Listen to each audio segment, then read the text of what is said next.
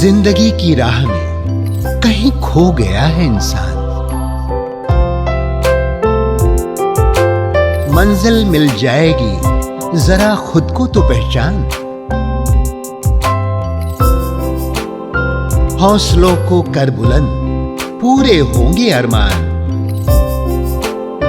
ऊंचे हो विचार, मुश्किलों में हो मुस्कान। राजयोग के राज को जान, जिंदगी बने आसान, जिंदगी बने आसान, जिंदगी बने आसान।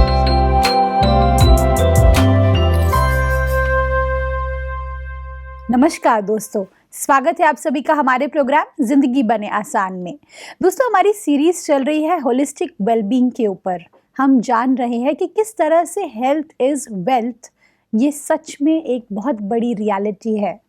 हम जान रहे हैं कि किस तरह से अपनी हेल्थ को धीरे धीरे ही सही, लेकिन स्मॉल चेंजेस ला करके अगर आप ज़िंदगी को बेहतर बनाना चाहते हैं तो अपने हेल्थ का ध्यान दीजिए। इसके बारे में जानने के लिए आज हमारे साथ है Karamjit sister ji.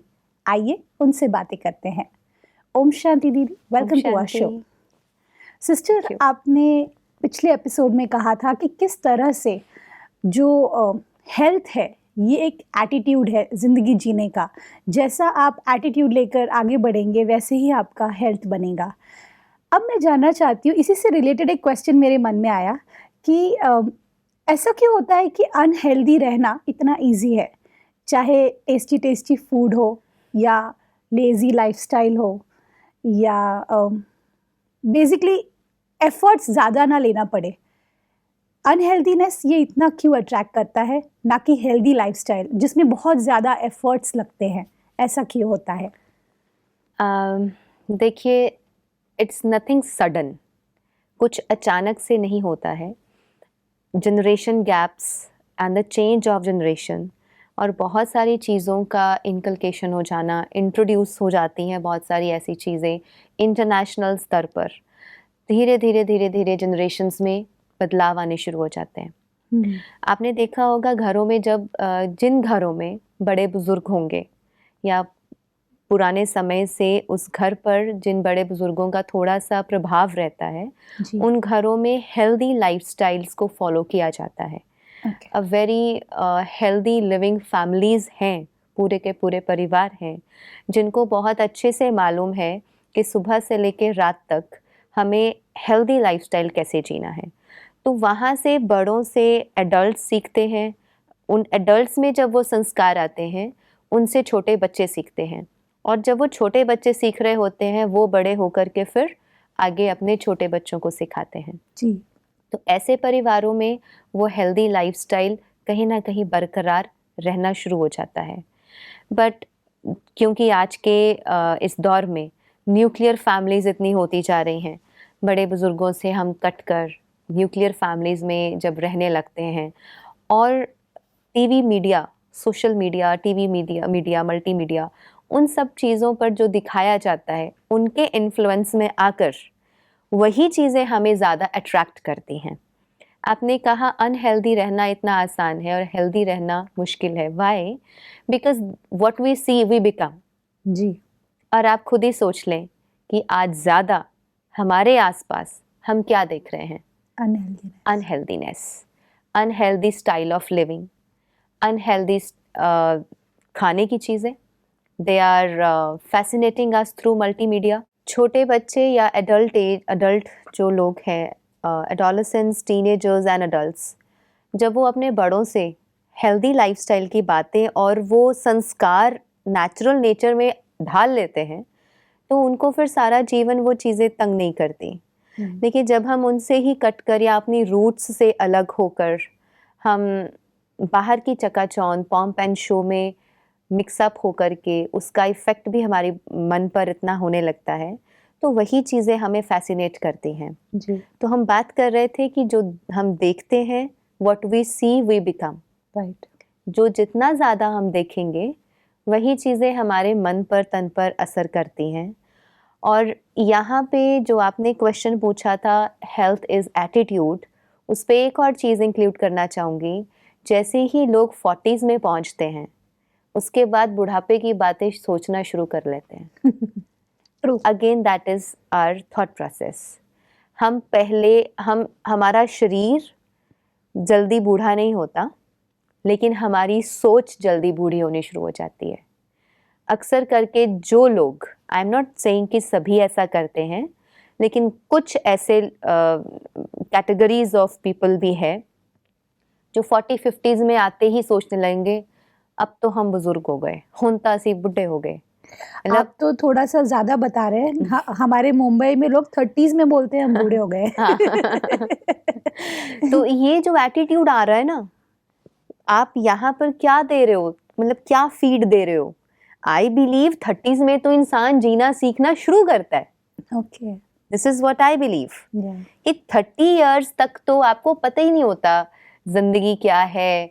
You haven't experienced that the beauty of life, है ना, नेचर को समझना, उसकी ब्यूटी को समझना, इस प्रकृति की ब्यूटी और नेचर को समझना, हेल्थ को अच्छे से जान लेना, इस बॉडी को, इस प्रकृति को अच्छे से कैसे संभालना है और सारा जीवन कैसे व्यतीत करना है। ये चीज़ें हम 30s तक बड़ी मुश्किल से सीख पाते हैं जी। अगर किसी में कीन इंटरेस्ट हो तो, वरना एकेडमिक्स में, स्कूल्स एंड कॉलेजेस में तो ये सब पढ़ाया ही नहीं जाता।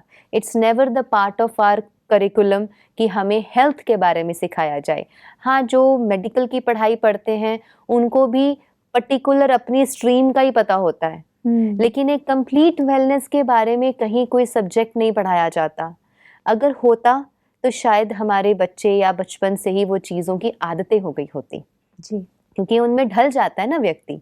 आप देखो, हम सभी की नेचर्स बनी हुई होती हैं, सबके घरों की एक अलग स्मेल होती है, सबके घरों की, रूम्स की, बेड की, कपड़ों की, हर एक की स्मेल अलग होती है। एक एक सेंस है वो अलग ही होता है।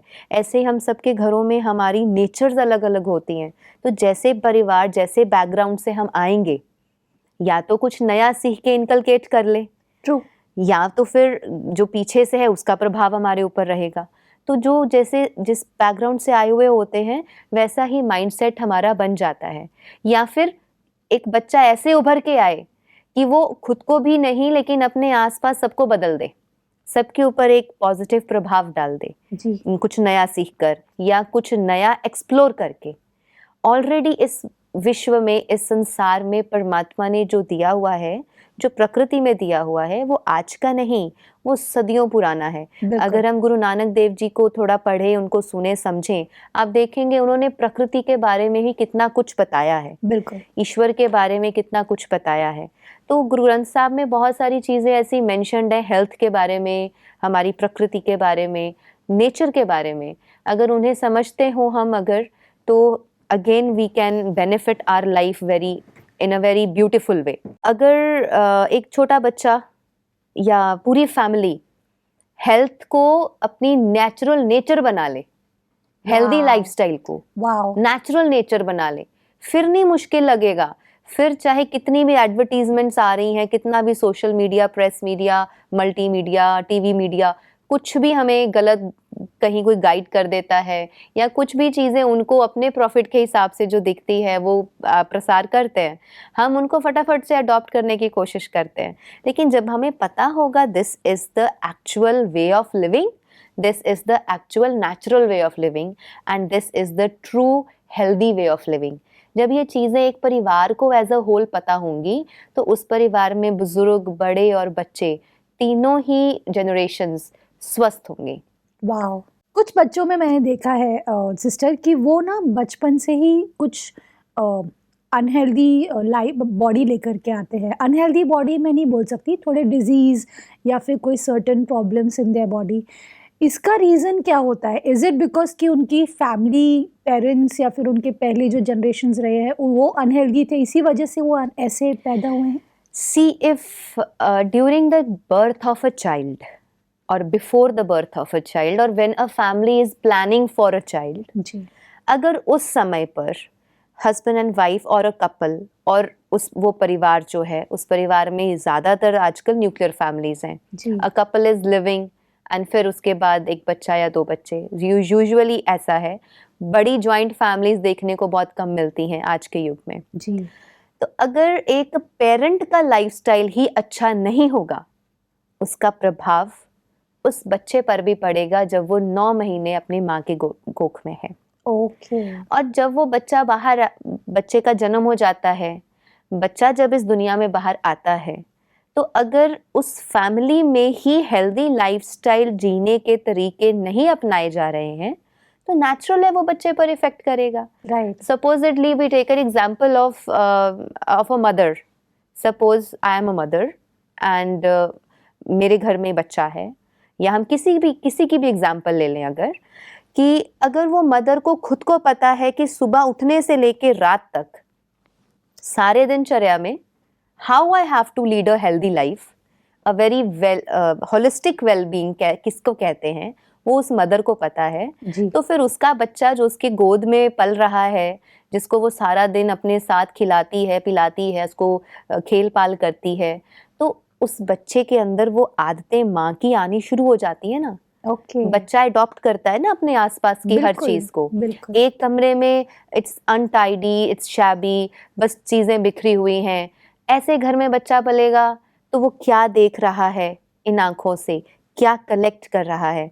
और एक ऐसा घर है जिसमें सुबह से लेके ईश्वर के नाम से दिन की शुरुआत करना, वेरी नीटली टाइडली और नीट एंड टाइडी सारे घर को रखना, और बहुत ही स्वच्छता उस बच्चे के आसपास रखना, टाइम टू टाइम उसके घड़ी घड़ी कपड़े चेंज करते रहना कि बच्चे के आसपास कहीं जरा सा भी कोई अनहाइजीनिक और गंदगी ना हो, तो वो सारी चीजें भी तो बच्चे पर इफेक्ट करेंगी। बिल्कुल, this is so deep, because आप जो ये बोल रहे हैं कि किस तरह से एक बच्चे के लिए उसके आसपास का वातावरण कितना बड़ा रोल प्ले करता है, वो तो बाद में, लेकिन अगर वो पेट के अंदर है, अपनी माँ के वूम के अंदर है, और वहाँ पर भी उनको क्या संस्कार मिल रहे हैं, कैसा वो उनकी मॉम लाइफ जी रहे हैं, उसका असर भी बच्चे पर पड़ता है। ये तो मैंने पहली बार जाना। तो ये स्वच्छता है ना जी। दिस कम्स अंडर स्वच्छता। स्वच्छता मानसिक रूप पर, तन के रूप पर भी, और हमारे सराउंडिंग्स भी, तीनों रूप से जब हम स्वच्छ जीवन जी रहे हैं, बिल्कुल निर्मल स्वच्छ जीवन जी रहे हैं, उसका प्रभाव आपके बच्चे पर पड़ेगा। तो आप ये देखिए, आप कभी किसी के घर गए होंगे, कदम रखते ही लगेगा कि हम स्वर्ग में आ गए।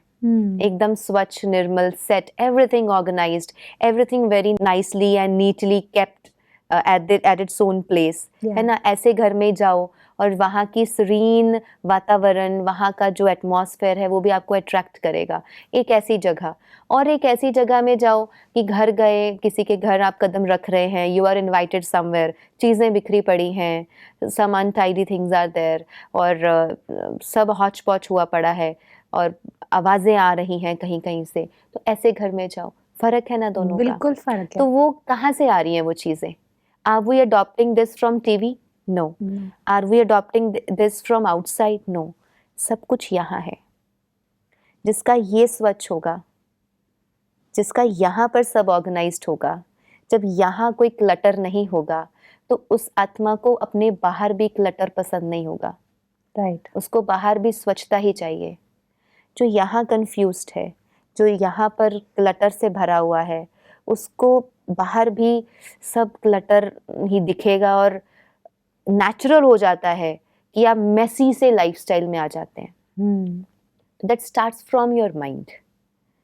माइंड की क्लैरिटी होना, मानसिक रूप पर स्वच्छ निर्मल होना, that also comes with nature.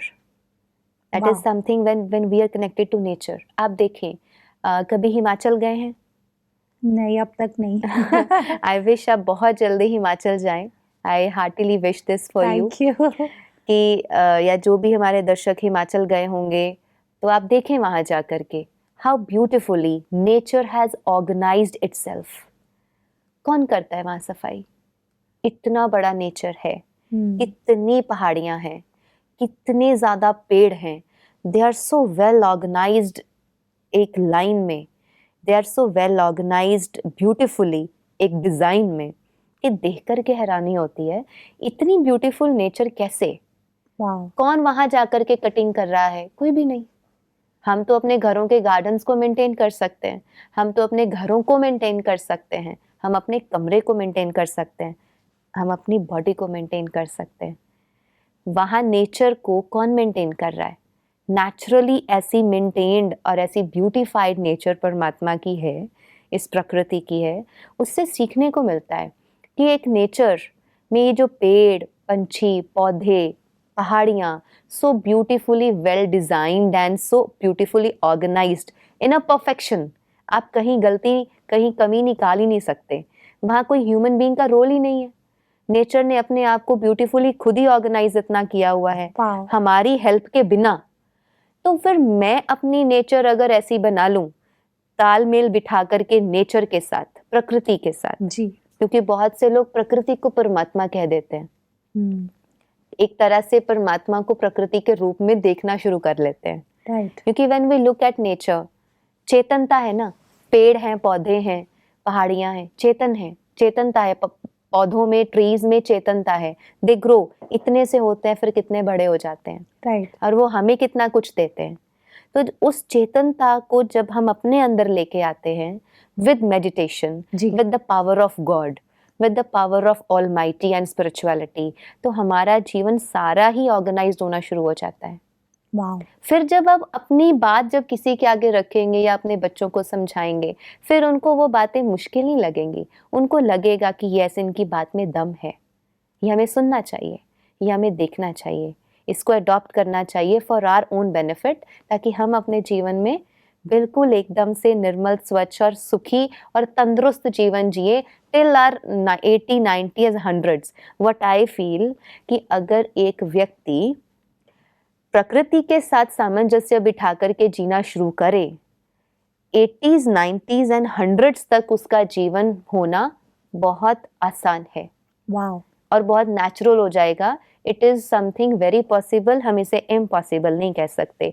मेरे हिसाब से 30 इयर्स तक आकर के तो आप जीवन को समझना शुरू करते हैं। उसके बाद का जीवन जो है 30, 40, 50s तक आप अच्छे से कमाओ, जो करना है करो अच्छे से until your 60s। उसके बाद जीवन को एंजॉय करना शुरू करो जी, और किसी को कुछ देना शुरू करो। जो आपने सीखा 50, 60 इयर्स में, उन 60 इयर्स में सीख करके बाकी के 40 साल दे के जाओ। वो जब आप दे के जाएंगे तो आगे आने वाली जनरेशन को वो चीज़ें मिलेंगी। एंड वो देना भी हो तो इतने प्यार से हो, इतना लवफुल हो कि उनको एक्सेप्ट हो जाए। बिल्कुल। वरना प्यार के बिना देंगे तो वो एक्सेप्टेंस नहीं आएगी। बिल्कुल। तो ये भी एक तरीके से हेल्थ का एक हिस्सा है कि जब एक समय आता है जब आप किसी को कुछ देते हैं या आप उस चीज़ के सक्षम हो चुके हैं कि आप किसी को देंगे तो आपको खुशी मिलेगी। जैसे आपने कहा after 60 you should have that kind of a life. मुझे ऐसा लगता है कि ये जो आपने ब्रैकेट्स बनाए हैं ऑफ हेल्थ, ये मुझे बहुत इंटरेस्टिंग लग रहा है। I think there something so much to learn from it. मैं जानना चाहती हूँ सिस्टर कि जैसे आपने कहा कि कंट्रीब्यूशन भी एक तरीके से आपकी लाइफ का बहुत बड़ा हिस्सा होता है, वो भी आपको हेल्दी रखने में मदद देता है, क्या ये बात सच है? जी बिल्कुल, कंट्रीब्यूशन का अपना एक इम्पोर्टेंस है लाइफ में। और उसको हम, वो तो मैंने एक मेजॉरिटी के लिए कहा कि मेजॉरिटी पीपल जिनको लगता है कि we are busy in our lives for many other things, तो उनके लिए वो सोच सकते हैं कि आफ्टर 60 और 70 जब हमारा लाइफ का वो पीरियड है जिस टाइम हमें लाइफ का सुख लेना चाहिए, at that time we can contribute. But contribution तो हम बचपन से कर सकते हैं। एंड कंट्रीब्यूट वही करेगा ना जिसके पास अपना स्वास्थ्य है। बिल्कुल। If I am healthy, I can contribute. सही बात। Mentally, emotionally, physically, at all levels. अगर मैं ही स्वस्थ नहीं हूँ तो मैं किसी को कैसे कहूँगी कि आप ऐसे करो वैसे करो। We can't guide others. आप एक और चीज़ देखेंगे, बिना बोले भी कंट्रीब्यूशन कर सकते हैं। कैसे? प्रकृति है, हाँ। कुछ कहती नहीं है हमसे, आवाज़ नहीं आती प्रकृति की, वो बोलती नहीं है, लेकिन हमें जल, वायु, धरती, अग्नि और आकाश, पांचों तत्व बहुत कुछ देते हैं।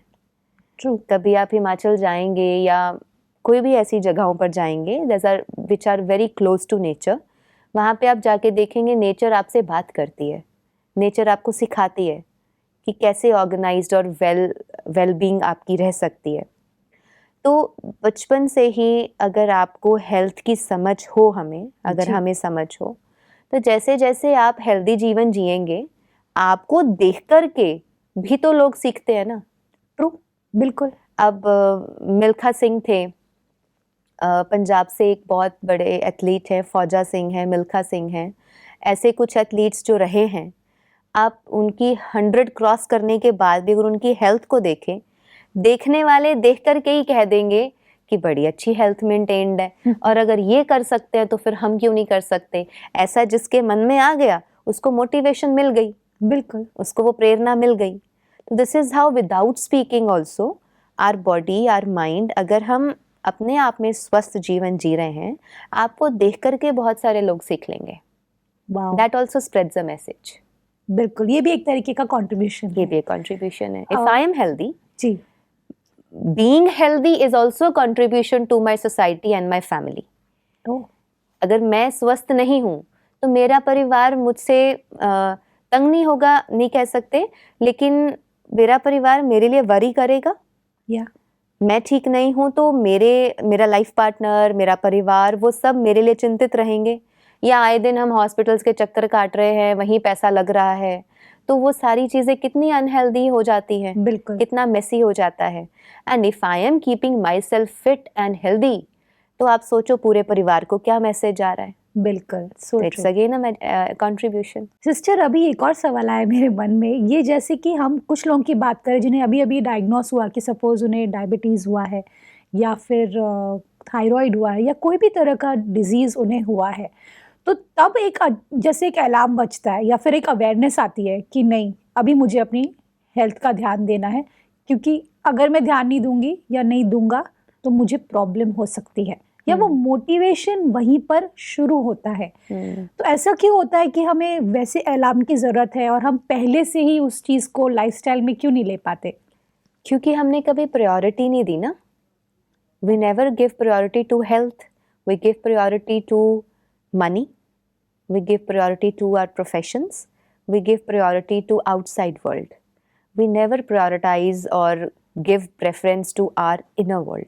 जी, जब मैं अपने inner world, जिसे हम कहते हैं our mental and emotional world, जब हम उसको priority देंगे and हमारी physical health को priority देंगे, तो आप बचपन से सीखना शुरू कर देंगे। वो क्रेज़ बचपन से आ जाएगा कि सीखूं, ये जो 5 एलिमेंट्स का मुझे शरीर मिला है, ये क्या है, इसको कैसे संभालना है, कैसे कैसे जीवन जीना है, वो बचपन से आदतें आनी शुरू हो जाएंगी और अपने मन को समझने की भी कोशिश हम करना शुरू कर देंगे। आपने एकदम सही कहा कि अगर हम हेल्थ को प्रायोरिटी बनाएंगे और उसे अपनी ज़िंदगी का सबसे ज़्यादा महत्वपूर्ण हिस्सा बनाएंगे, तो उसका फ़ायदा सिर्फ हमको नहीं होगा, हमारे आसपास के लोगों को नहीं होगा, बल्कि पूरी सोसाइटी को होगा। जी। And all thanks to you for your valuable time. Om Shanti. Om Shanti. दोस्तों, आज हमने जाना कि किस तरह से हमारा जो ये हेल्थ है, ये हमारे लिए सबसे ज़्यादा महत्वपूर्ण हिस्सा है। हम आज तक ये मानते आए कि अगर हमारी जो जनरेशन्स है, जो पीछे के पूर्वज है, उनकी जो लाइफस्टाइल है वही हमारी लाइफस्टाइल बनती रहेगी, लेकिन अगर वो हेल्दी रही है तो आपको उससे अपनी ज़िंदगी का हिस्सा बनाना चाहिए। और अगर आपको लगता है कि वो अनहेल्दी रही है, तो आज वो दिन है जब आप उससे बदल सकते हैं। हमारे इस सीरीज़ के द्वारा आपको बहुत सारे टिप्स मिलेंगे जिसके थ्रू आप अपनी लाइफ को होलिस्टिक वेलबींग की तरफ आगे बढ़ा सकते हैं। इस बात के साथ आज के प्रोग्राम को हम एंड करते हैं। कल आपसे फिर मिलेंगे आपके ही शो में जिंदगी बने आसान। ओम शांति। अधिक जानकारी के लिए संपर्क करें। जिंदगी बने आसान, Brahma Kumaris Godlywood studio, Shantivan, Abu road. Call 80949134887।